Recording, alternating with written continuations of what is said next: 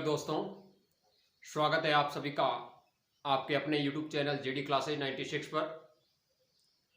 दोस्तों, पिछली क्लास के अंदर मैंने आपको N+L के नियम के बारे में बेसिक की चर्चा की थी और इसके बाद मैंने आपको कहा था कि क्वांटम संख्या हम अगले क्लास के अंदर देखेंगे।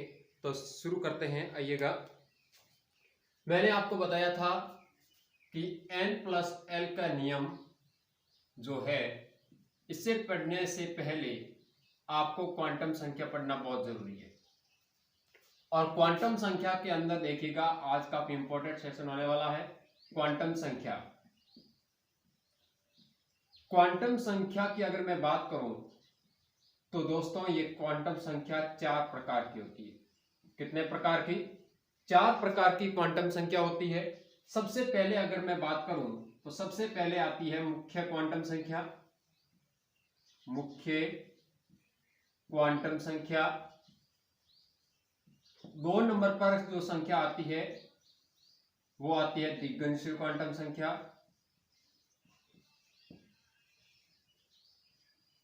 द्विगुणित क्वांटम संख्या। और 3 नंबर पर जो संख्या आती है जिसका नाम है चुंबकीय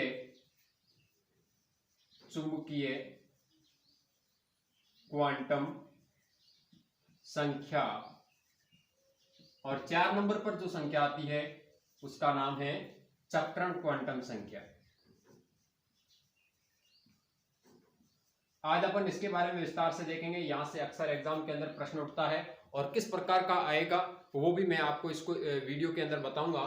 तो इस वीडियो में एंड तक बने रहिएगा। और इस चैनल पर अगर आप नए हैं तो इस चैनल को सब्सक्राइब जरूर कर लें और ज्यादा से ज्यादा शेयर ठोक दीजिए एक बार, ताकि सारे मेरे मित्र इस क्लास का आनंद ले सके। देखिए, चक्रण क्वांटम संख्या जो है, चक्रण क्वांटम संख्या, चुंबकीय क्वांटम संख्या, द्विगुणित क्वांटम संख्या और मुख्य क्वांटम संख्या, 4 प्रकार की क्वांटम संख्या है। और इसके अंदर मैं आपको बताऊंगा। देखिए, जो मुख्य क्वांटम संख्या होती है ये दर्शाएगी कक्षा को दर्शाती है। किसको दर्शाती है? कक्षा को दर्शाती है। कक्षा का है तो शेल। कौन दर्शाएगी? मुख्य क्वांटम संख्या दर्शाएगी। और दूसरी जो क्वांटम संख्या है द्विगुणित क्वांटम संख्या, वो दर्शाएगी उपकक्षा को। उपकक्षा को दर्शाती है।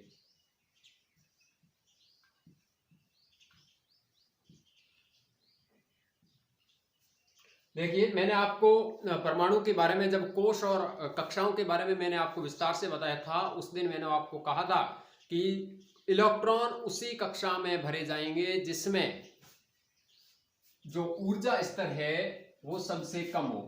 जिस कक्षा का ऊर्जा स्तर सबसे कम होगा उसके अंदर इलेक्ट्रॉन सबसे पहले भरे जाएंगे। और ऊर्जा स्तर का क्रम मैंने बताया था, सबसे कम ऊर्जा स्तर K का है, उसके बाद L का, उसके बाद M का, उसके बाद N का। लेकिन गौर कीजिएगा विद्यार्थियों कि अगर कक्षा के बारे में हमने पता कर लिया कि सबसे कम कक्षा के अंदर जो न्यूनतम उच्चतम की अगर मैं बात करूं तो K के बाद L, उसके बाद M, उसके बाद N, सबसे पहले कम वाले के अंदर और सबसे बाद में अधिक वाले के अंदर भरे जाएंगे। लेकिन अगर उप कक्षा आ जाए तो क्या करोगे?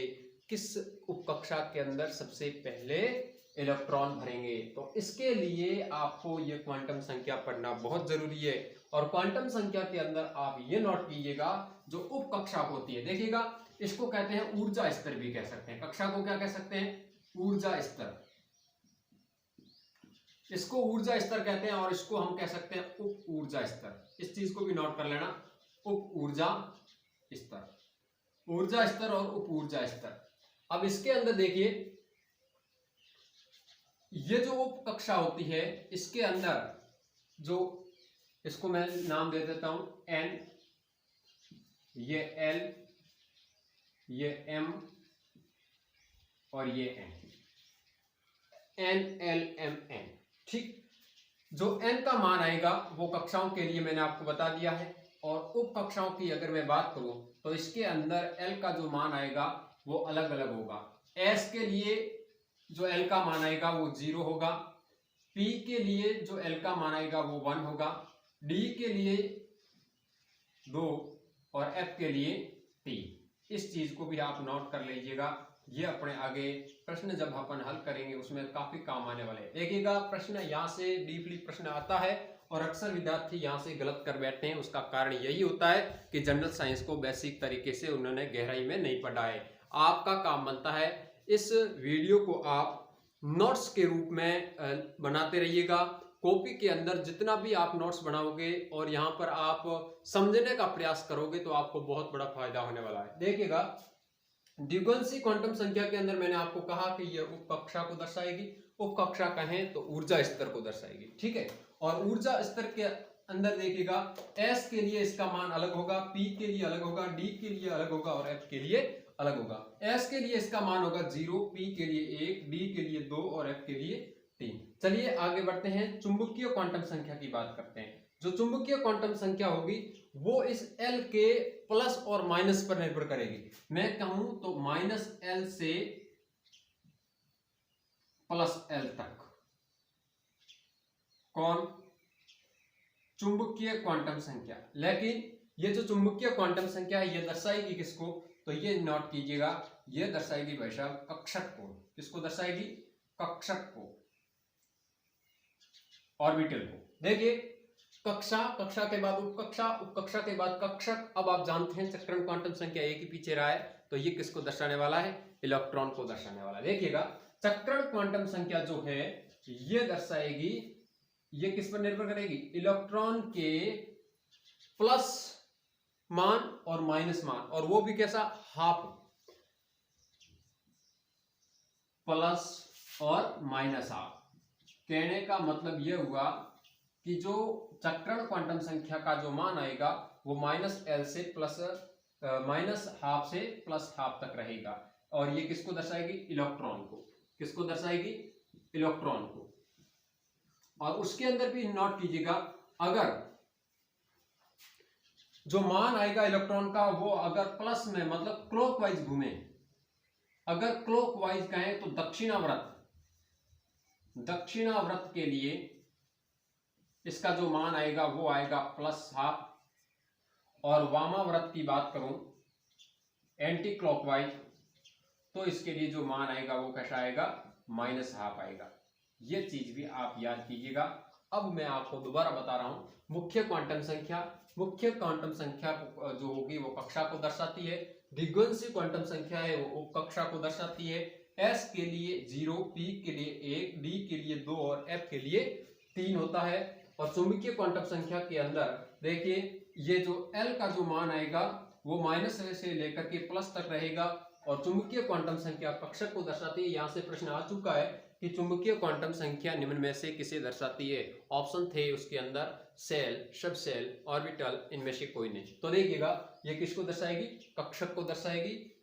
और जो चक्रण क्वांटम संख्या है ये जो मान रहेगा इलेक्ट्रॉन को दर्शाने वाली है। और इसके अंदर अगर इलेक्ट्रॉन दक्षिणावर्त घूमे तो इसका मान प्लस के अंदर हाफ होगा और वामावर्त घूमेगा तो -हाफ होगा। ये सारी चीजें मैंने आपको क्वांटम संख्या के बारे में जो नॉर्मल बातें थी मैं आपको एक साथ बोर्ड के सामने मैंने आपके सामने रख दी है। अब आप इसका स्क्रीनशॉट लेना चाहते हैं तो ले सकते हैं। दोबारा मैं आपको बता रहा हूं, देखिए n+L के नियम के अंदर सबसे पहले अपन को क्वांटम संख्या पढ़ना जरूरी है। क्वांटम संख्या 4 प्रकार की होती है, मुख्य, द्विगुणसी, चुंबकीय और चक्रण। और इसके अंदर मैंने आपको सारी की सारी, देखिएगा इसकी एक स्थिति मैंने आपको बताई थी कि कक्षा, कक्षा के बाद होती है उपकक्षा और उपकक्षा के बाद होती है कक्षक और कक्षक के बाद होता है इलेक्ट्रॉन। ये जो आपको मैंने सीक्वेंस क्रम बताया था, इसी क्रम के आधार पर ये जो क्वांटम संख्या है इसके बारे में चर्चा की है। देखिए जो मुख्य क्वांटम संख्या है इसके अंदर कोष, कोष के बारे में तो आप जानते ही हैं, KLMN। और इसके अंदर आप ऊर्जा स्तर भी पता कर सकते हो कि K के अंदर सबसे पहले इलेक्ट्रॉन भरे जाएंगे, L के अंदर उसके बाद, और सबसे लास्ट में किसके अंदर भरे जाएंगे, N के अंदर भरे जाएंगे। लेकिन अगर उपकोष दे रखे हैं S, P, D, F इस प्रकार से, तो आप क्या करोगे, किस उपकोष के अंदर सबसे पहले इलेक्ट्रॉन भरोगे, तो उसके लिए आपको द्विगुणित क्वांटम संख्या के बारे में जानना है। मतलब उप ऊर्जा जो इस तरह उसको दर्शाती है, और ये मान आपको याद रखने हैं। और इसके साथ एक और चीज नोट कर लेना, जो कक्षा को दर्शाने वाली जो मुख्य क्वांटम संख्या है, जैसे कक्षा मैंने आपको बता दी, जैसे कोई इलेक्ट्रॉनिक विन्यास के रूप में मैंने लिख दिया 2p 3s, है ना, इस प्रकार से लिख दिया। तो जो आगे वाला अंक होगा ये किसको दर्शाता है, कक्षा को दर्शाता है। किसको दर्शाता है, कक्षा को। इसका मतलब हुआ आप कहेंगे कि यहां से n बराबर मान कितना है 3, और यहां से n बराबर मान कितना है 2। ऐसे प्रश्न आप एग्जाम के अंदर हल करोगे, आपको देखने को मिलेंगे। तो सबसे पहले आप इस प्रकार के प्रश्नों पर फोकस रखें, आपकी बेसिक क्लियर होगा, तभी ऐसे प्रश्न आप हल कर सकते हो। चलिए आगे बढ़ते हैं। अब मैं ले चलता हूं आपको एक बेसिक प्रश्न की ओर, ताकि वो भी आपको समझ में आ जाए। इस वीडियो को आप ज्यादा से ज्यादा शेयर करना ना भूलें, क्योंकि हम आपके लिए इतनी ऊर्जा खर्च कर रहे हैं, तो आपका थोड़ा काम बनता है कि थोड़ा ज्यादा से ज्यादा शेयर ठोक दीजिएगा, ताकि काफी लोगों के पास ये वीडियो पहुंचे और वो भी इस कक्षा का आनंद ले सकें। देखिए, अब अपन चर्चा करेंगे एक एग्जाम्पल की ओर, और एग्जाम्पल किस प्रकार का होगा, ये सारी की सारी क्वांटम संख्या इस प्रश्न के साथ पूरी हो जाएगी। अगर मैंने आपको कहा कि 3p में आपको n l m का मान बताओ। देखिएगा 3p के अंदर n l m का मान बताना है आपको, तो क्या करोगे आप, सबसे पहले 3p के अंदर आपको पता चल गया कि ये आगे अंक आ गया, इसका मतलब n बराबर क्या हो गया, n बराबर हो गया आपके 3। ये तो बात आपको क्लियर मिल गई। और उसके बाद मैंने आपको कहा था कि ये p के लिए, s के लिए जो अलग अलग सबसेल का मान दे रखा है, इसका मान होता है, मैंने कहा था कि द्विगुणित क्वांटम संख्या के अंदर आपने पढ़ा था कि l के जो मान होते हैं वो अलग अलग होते हैं, क्योंकि आपको n निकालना है, l निकालना है और m भी निकालना है। तो l का जो मान होता है वो मैंने आपको बताया था, s के लिए 0 होता है, p के लिए 1 होता है, d के लिए 2 होता है और f के लिए 3 होता है। ये तो आपको याद करने ही पड़ेंगे। तो यहां पर p देखते ही आप कह सकते हो कि जो l का मान आएगा वो आएगा, p के लिए 1 होता है, तो n का मान 3 हो गया, l का मान कितना हो गया, 1 हो गया। अब रही बात m, और m क्या है, यहां पर मैग्नेटिक क्वांटम नंबर, और मैग्नेटिक मतलब चुंबकीय क्वांटम संख्या। चुंबकीय क्वांटम संख्या के अंदर मैंने आपको कहा था कि माइनस l से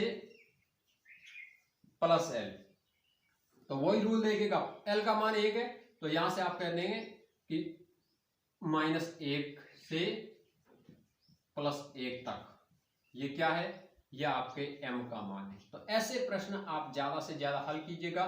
जैसे मैं दोबारा एक और प्रश्न दे रहा हूं यहां पर कि 2s के लिए n का मान ज्ञात कीजिए। कैसे करोगे, सबसे पहले इसको पकड़ो, आपको पता चल गया कि n का मान कितना हो गया 2, s है, और s के लिए मैंने आपको कहा था l का मान कितना होता है 0, तो आप यहां पर लिख लोगे कि l बराबर 0। उसी प्रकार आगे का मान m का मान और m का मान क्या होगा, ये 0 है, तो ये भी मामला क्या हो जाएगा, 0 हो जाएगा। तो ये बातें आप नोट कर लेना। ऐसे प्रश्न ज्यादा से ज्यादा मिलाने की कोशिश करना। एग्जाम के अंदर कई बार ऐसे प्रश्न पूछे जाते हैं। हम पिछली क्लास के अंदर इलेक्ट्रॉनिक विन्यास के बारे में चर्चा कर रहे थे, और उसी कड़ी को अब अपन दोबारा स्टार्ट करेंगे, ताकि ये अगर समझ में आ गया तो इलेक्ट्रॉनिक विन्यास के अंदर भी आपको ज्यादा समय नहीं लगेगा। देखिए, इलेक्ट्रॉनिक विन्यास के अंदर भी एक नियम होता है, और ये नियम मैंने स्टार्ट किया था, n+l का नियम आपको बताया था। इसको अफबाउ का नियम भी कहते हैं, और इस अफबाउ का नियम में होता क्या है वो देखिएगा। यह नियम कहता है कि जो इलेक्ट्रॉन है वो उसी कक्षा में पहले भरे जाएंगे जिसमें n+l का मान कम हो। सबसे पहले इलेक्ट्रॉन उसी कक्षा में भरे जाएंगे जिसमें n+l का मान सबसे कम हो। अब अगर मैं बात करूं तो यहां पर मैंने लिख दिया 1s 2s 2p 3s 3p, है ना। और आगे और भी लिख दिया जैसे 3D 4S। इतने सारे मैंने इलेक्ट्रॉनिक विन्यास का जो क्रम है वो लिख दिया है। अब आपका प्रश्न होगा कि सबसे पहले इलेक्ट्रॉन किस में भरे। देखिए यहाँ पर 1s है, 2s है, 2p। अगर मैं आपको कक्षा की बात करूं, कक्षा बता दी तो आप फटाफट कह सकते हो। कक्षा के अंदर कहें तो k, l, m और n की अगर मैं बात करूं तो आप यहां से तो फटाफट कह सकते हो कि k के अंदर सबसे पहले, उसके बाद l के अंदर, उसके बाद m के अंदर, उसके बाद n के अंदर। लेकिन ऐसी स्थिति के अंदर आप क्या करोगे, इलेक्ट्रॉनिक विन्यास किस प्रकार से भरोगे, तो n प्लस l के नियम की पालना करोगे।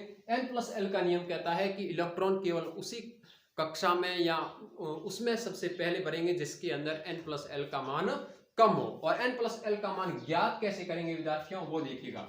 यहां पर दे रखा है 1s। मैंने आपको अभी n, l और m का मान ज्ञात करना बताया था।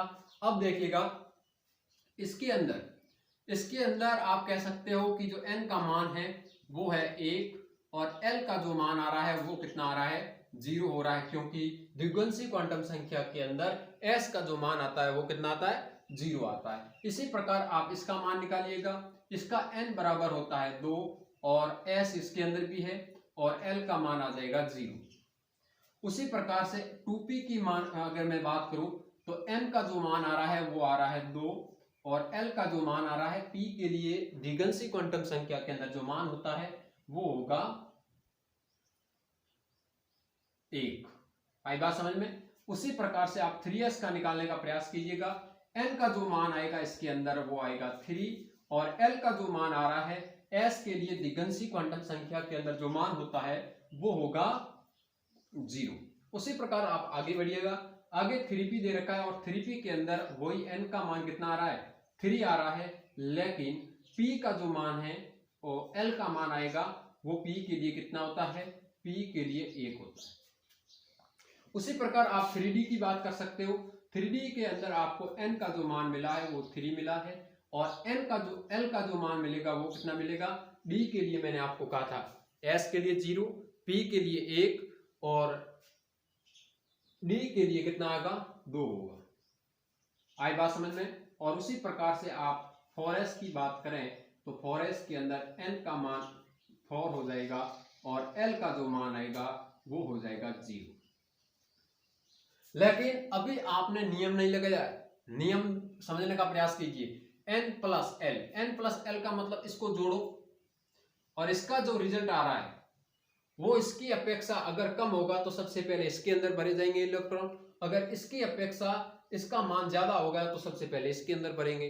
देखिए तो यहां पर n प्लस l का नियम लगा रहे और n का मान कितना है, n का मान आपको दे रखा है 1 और l का मान कितना है 0 और रिजल्ट कितना आ रहा है, यहां से 1 आ रहा है। कितना आ रहा है, 1। इसका मतलब n प्लस l का मान यहां से कितना मिला, 1 मिला।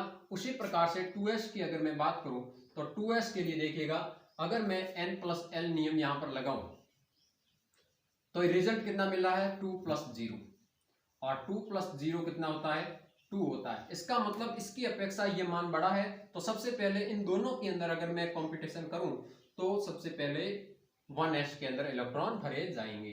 उसी प्रकार मैं आगे ले चलता हूं आपको। अब आपको ये सारी बातें समझ में आई होगी कि हम करना क्या चाहते हैं इसके अंदर। ऐसे ऑप्शन दे रखे होंगे आपको परीक्षा के अंदर कि निम्न में से सबसे पहले इलेक्ट्रॉन किस में भरे जाएंगे और यहाँ से ये ऑप्शन दे रखे होंगे।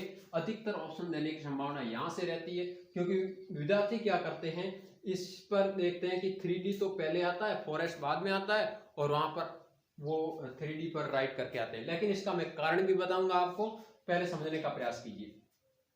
अब देखिए 2p है तो 2p के अंदर क्या होता है, l का मान हो गया, n का मान हो गया, सीधा नियम लगाओ n प्लस l और यहां से जो 2 प्लस 1 और 2 प्लस 1 कितना होगा, 3 होगा। इसका मतलब इसकी अपेक्षा इसका मान ज्यादा है तो सबसे पहले इसके अंदर, उसके बाद इसके अंदर, उसके बाद 2p के अंदर इलेक्ट्रॉन भरे जाएंगे। अब आगे बढ़ते हैं। 3s की अगर मैं बात करूं तो यहां पर भी n प्लस l का नियम लगाइएगा और n प्लस l का नियम 3 प्लस 0 और यहां से जब आप हल करोगे तो रिजल्ट आ रहा है 3। इसका मतलब यहां पर देखिएगा कंपटीशन हो रहा है, इसके बारे में भी मैं आपको बताने वाला हूं कि अगर मान n प्लस l का दोनों में बराबर आ जाए तो क्या करेंगे। अब आगे बढ़िए।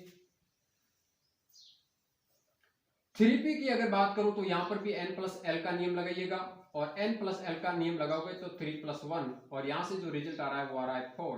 इसका मतलब हुआ इसकी अपेक्षा 3p का जो इलेक्ट्रॉनिक जो मान है n प्लस एल का जो मान है वो ज्यादा होने के कारण इसमें 3p के अंदर 3s की अपेक्षा इलेक्ट्रॉन बाद में भरे जाएंगे। फिर आगे बढ़ते हैं 3d के लिए। 3d के लिए देखिएगा n प्लस एल की बात करूं n प्लस एल तो 3 प्लस 2 और यहां से जो रिजल्ट मिल रहा है वो मिल रहा है 5।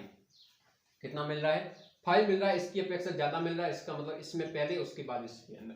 अब मैं फॉरेस्ट की बात करूं तो फॉरेस्ट के अंदर भी n प्लस एल का नियम लगाइए और n प्लस एल के नियम से आप 4 प्लस 0 करोगे तो यहां से रिजल्ट कितना मिल रहा है? 4 मिल रहा है। और यहां पर आप देखिए यहां पर 3d का जो मान आ रहा है n प्लस एल का जो मान आ रहा है वो इसकी अपेक्षा क्या आ रहा है? ज्यादा आ रहा है। तो मैंने आपको नियम के अंदर बताया था कि n प्लस एल का नियम कहता है कि इलेक्ट्रॉन सबसे पहले उसी कक्षा के अंदर भरे जाएंगे जिसके अंदर n प्लस एल का मान सबसे कम हो। n प्लस एल का मान इसकी अपेक्षा इसके अंदर कम है तो आप क्या करोगे?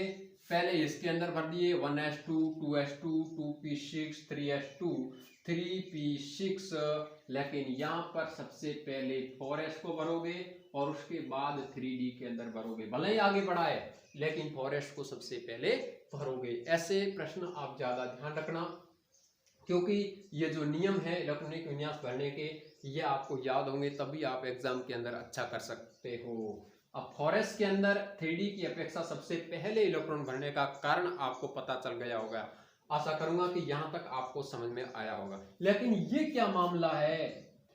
2p और 3s के अंदर जो मान आ रहा है इसमें भी 3 आ रहा है और इसमें भी 3 आ रहा है। तो इसके अंदर अपन क्या करेंगे? देखिएगा कि अगर यहां पर दोनों का मान समान आए, नोट कीजिएगा, अगर दोनों का मान समान आए n प्लस एल का तो जिसका n का मान ज्यादा है, n का मान ज्यादा है